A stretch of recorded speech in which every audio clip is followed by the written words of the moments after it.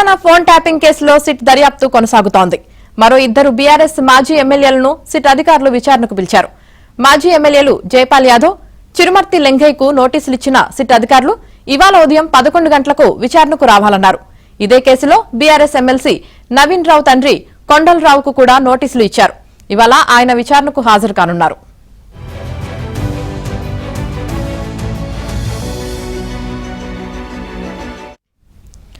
Phone tapping కేసులో CM Revanth Reddy సోదరుడు కొండలరెడ్డికి SIT నోటీసులు ఇచ్చింది.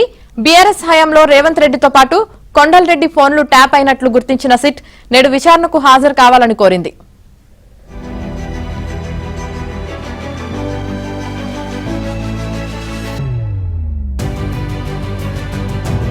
బీఆర్ఎస్ ఎమ్మెల్సీ నవీన్ రావు తండ్రి కొండలరావుకు కూడా నోటీసులు ఇచ్చారు.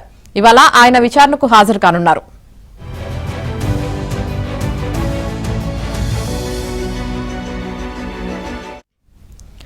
ఫోన్ ట్యాపింగ్ కేసులో సీఎం రేవంత్ రెడ్డి సోదరుడు కొండలరెడ్డికి సిట్ నోటీసులు ఇచ్చింది.